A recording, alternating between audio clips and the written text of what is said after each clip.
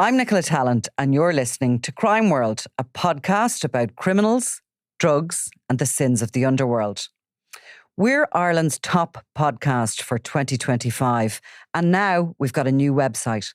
So if you want to learn more about crime and criminals, if you want stories, extras, and podcast subscriber specials, go to www.crimeworld.com. Well, I'm not going to call it the good old days, Eamon, but there was a time when somebody who was convicted of a sex offence was a kind of an outcast in the gangland world. But of course, that hasn't proved to be true in Limerick in the case of Thomas O'Neill, because Thomas O'Neill's coming out of prison and he'll probably be accepted back into one of these factions that are involved in a lot of violence in Limerick. I suppose tell us what is Thomas O'Neill's background and why is he so notorious? Well, just in terms of him being accepted back, if you remember his partner, April Collins, when she was being questioned about her partner, who was Thomas O'Neill at the time, and his previous conviction for a rape when he was a teenager, said he made a mistake when he was a young guy. Yeah. And that he wasn't a danger to anyone. No. So that's coming from April, who is, they've had a child together. They got married in 2017. But I suppose to actually answer your question, sorry about that. No.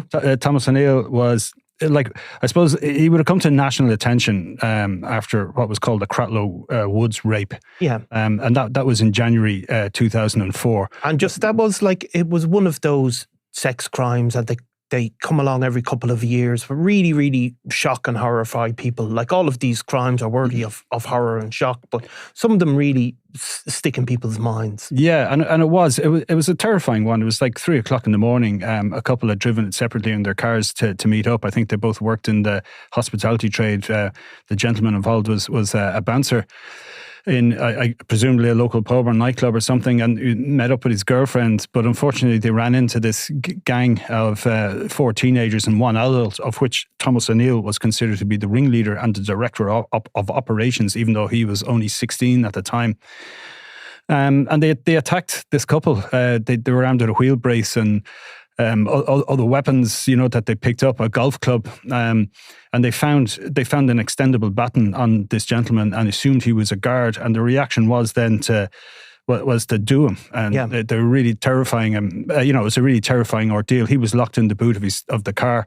They threatened to set him alight. The woman was raped, sexually assaulted. There was an element of goading and kind of mocking her, and asking her to kiss them and all this kind of stuff. And it went on for an hour. It was an extended ordeal, and it was only when he managed the man who had been bundled into the boot, he managed to kick his way out of the car and got onto the road.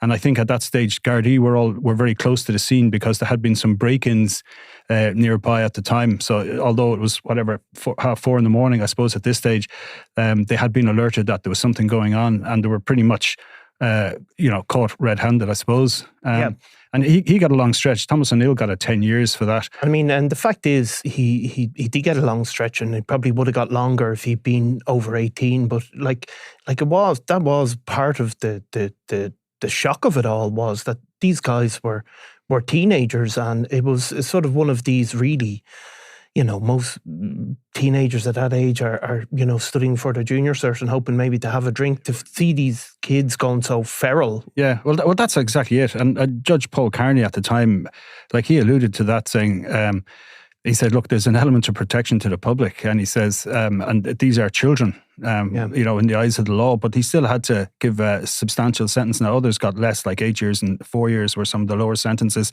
The adult involved, Stephen Barry, he was 25 at the time. He got a 21-year sentence, but he, believe it or not, he wasn't the ringleader or director of operations, as Judge Carney referred to O'Neill. Yeah. But I mean, it was. The man suffered. He needed to have plastic surgery to a severe laceration on his arm.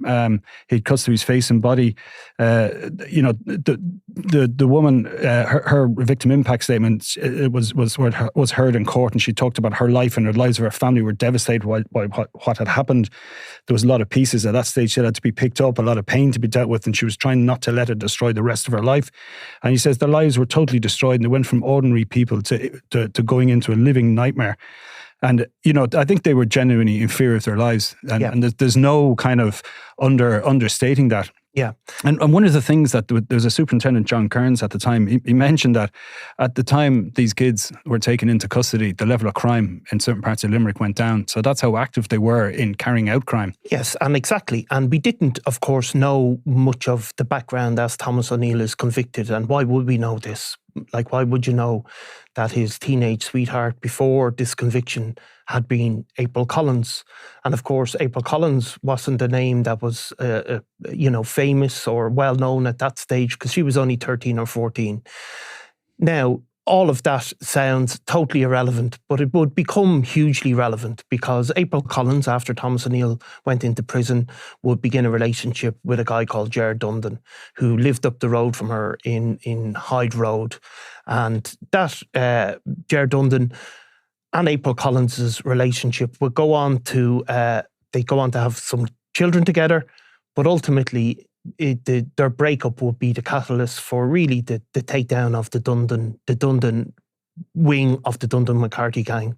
Yeah, I suppose the Collins family, like certainly April's father, Jimmy, they would have been involved with the McCarthy Dundons, I suppose, the wider faction. And they were just coming under increasing pressure, I suppose, from the Dundons. And the Dundons were gaining this really horrific reputation for violence. At this stage, you're talking about 2009, 2005. And even in prison, people weren't safe. They were basically, you were in prison with one of the Dundons who were effectively a hostage that was used against your family members to get things done on their behalf. So, I mean, there was no escape. No. So she broke up with him, I think it was in 2010, and just said, I'm not going to visit you in prison anymore, the kids. And immediately she came under threat, from the Dundon brothers, which was taken quite seriously. And the reason, of course, she ended a relationship with Ger is that she had Thomas O'Neill had subsequently come out of prison, and she had she would later describe it in court how he was the man she'd always loved, and basically the one that got away. The fact that he'd been in prison for one of the most notorious rapes in living memory didn't seem to put her off, and they had begun a relationship again. And Ger Dundon had obviously not taken this well, had gone absolutely ballistic. And Wayne and John, his two brothers, who were, I suppose, the two primary figures in that gang, they'd begun to sort of threaten and intimidate April Collins. And threats from either of those men would be ominous. Significant. It would be very, very, very serious. And I suppose, O'Neill then, part of the reason I suppose he got involved is the obvious reason that he was with April Collins, and he was firmly sided with the Collins family. And in 2011, having got out of prison, around that time, or in 2010, 2011, they were living in Maru, which is it's a small village it's a town outside Limerick. It's in the county. Remember, we went out there to see if we could get a picture of him at the time without success. Yeah.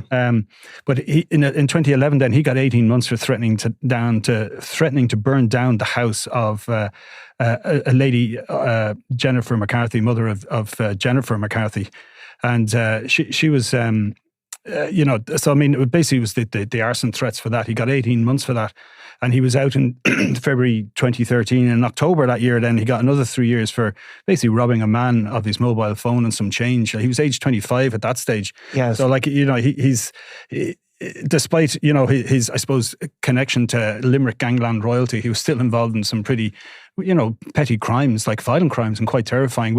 He carried out this crime with another man who was a convicted killer at the time, and for no real reason, to be honest. Yeah, and it was a guy he'd met in prison who actually wasn't from Limerick or that part of the area, from Cork, and had moved down to Limerick as a result of that connection with Thomas O'Neill, and started another wave of crime.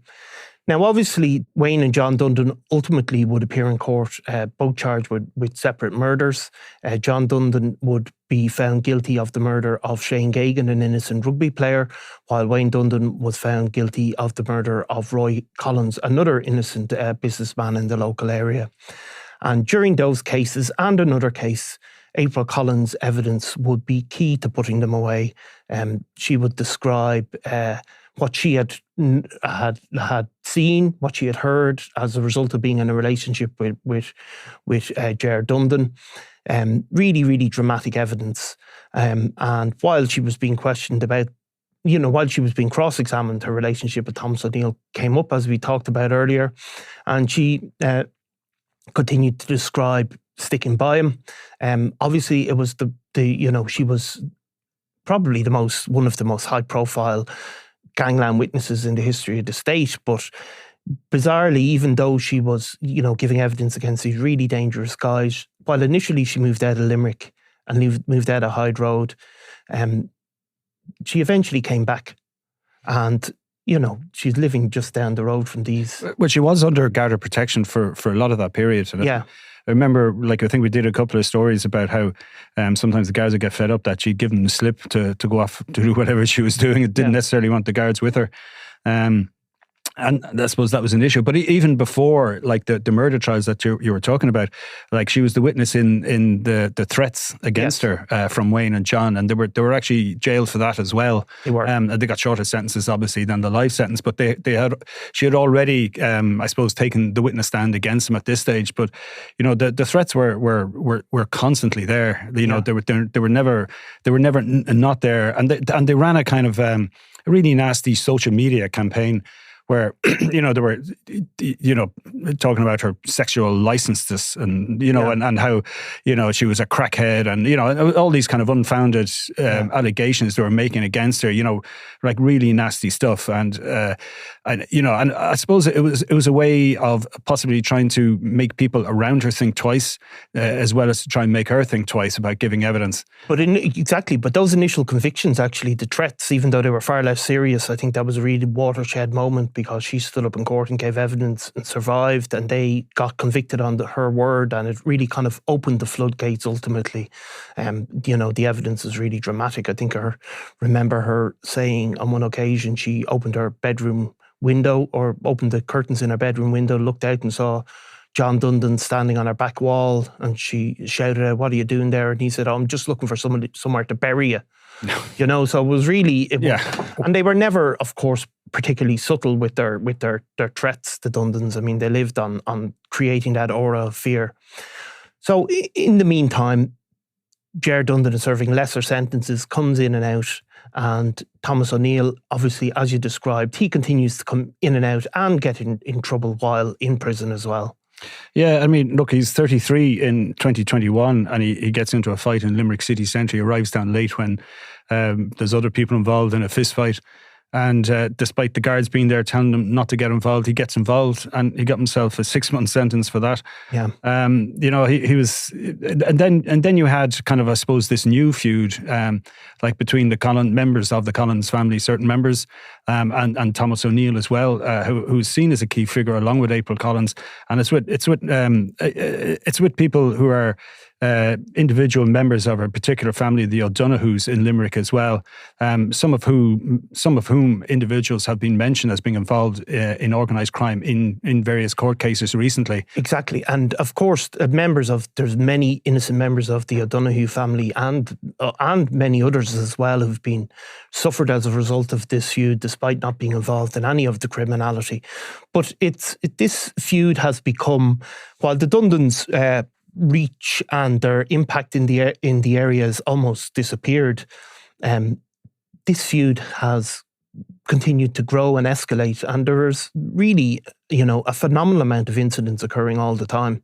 Yeah, and one of the incidents that you talk about, did involve innocent members. I actually spoke to Anne Donoghue, Anne O'Donoghue, who would be the mother of Amanda O'Donoghue, and she died tragically at a young age, I think in 2022.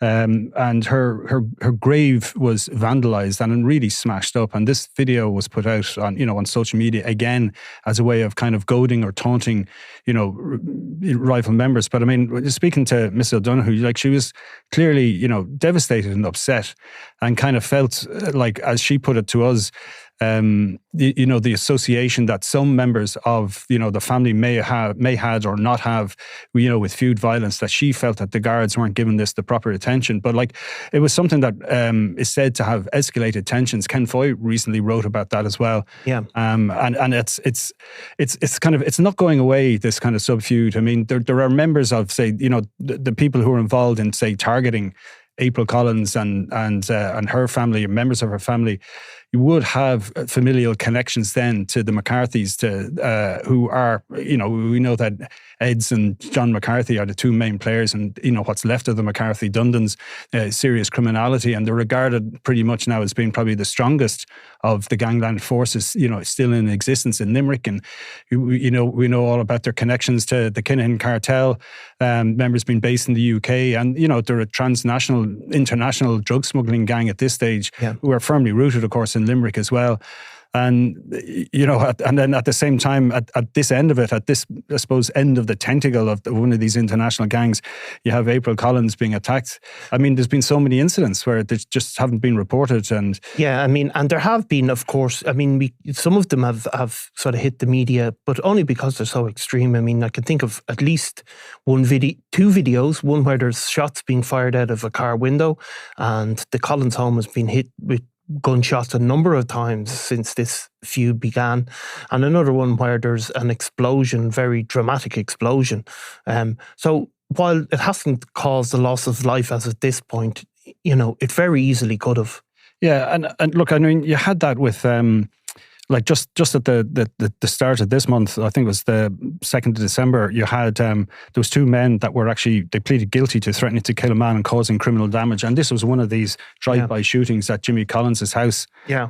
So you had Shane O'Donoghue, 26. He got a sentence, as did Kieran Fogarty. He was the driver of a car involved in the gun attack. Now, if you remember Kieran Fogarty, he was also the guy that was he was driving the car that killed a 21-year-old student. Yeah, Joe Drennan. Yeah, and again at the time, we were writing about that he was driving at excess speeds. He was filming himself and all the rest, and he was considered kind of one of these people that was driving the feud as well. Now, obviously, Joe Drennan's completely innocent. He was standing waiting for a bus, but you have this kind of reckless person involved in feud violence. Yeah, but a very young man as well. But when he carried all of this out, he was only 21. But his convictions are really, really serious, and you can see just how dangerous some of the people involved in this feud are, and have access to firearms all the time. Yeah, and he got 8 years for that drive-by shooting, and I think there was another a case that we wrote about as well that he was involved in. I just haven't got the details to hand at the minute. Yeah. But he was an active member, and that's what the guards are dealing with. And I know Ken wrote about it just last month, and he talked about there was guards expressing concern that unarmed guards are sometimes having to react to these, and they've been told to wait for armed backup. Yeah. As you say, there is access to serious weaponry, and some of these guys are mad enough and reckless enough to actually use them. So Thomas O'Neill will come out he was serving his sentence in Cork Prison. He'll come out in the middle of it. What was it? He was in for a heroin-dealing operation, I think, most recently. Yeah, he was caught with, I think, a series of baggies, and he said they were for his own use. It wasn't a huge amount. He got 2 year sentence. He pleaded guilty to that. It was last November. He was sentenced for that. It was backdated to his original arrest, and he got out last week then, and he had been serving most of his time in the Midlands along with other sex offenders, because even though he wasn't imprisoned for a sexual offence, the fact that he has a sexual offence on his record means that even when years later, you're still being treated as such. So he was sharing his prison time with other, kind of dangerous rapists and dangerous sex offenders for the simple reason that he can't really be allowed to mix. He obviously got into a scrape or whatever. I think he was found with a homemade knife, or shiv as they call it in prison slang, in May of this year. And then he was moved to Cork from where he was released last week. But people on the ground are saying his presence isn't necessarily going to help things. No, if he stays in Limerick, or if he doesn't take off somewhere else. Yeah, well, look, we'll continue to follow it and keep I suppose reporting on this feud, because it's sort of one of those things that is slipping under the radar. But we've seen in other feuds like this, and particularly in Drogheda, where there was a series of sort of non-fatal events, but eventually these things have a tendency to escalate. So we'll continue to follow it, Eamon. And again, you can make the same comparison about the feud in Corduff as well. Yeah. And we've seen some horrific crimes, as a result from that as well. Yeah. Okay, Eamon, thanks very much. Always a pleasure, Niall.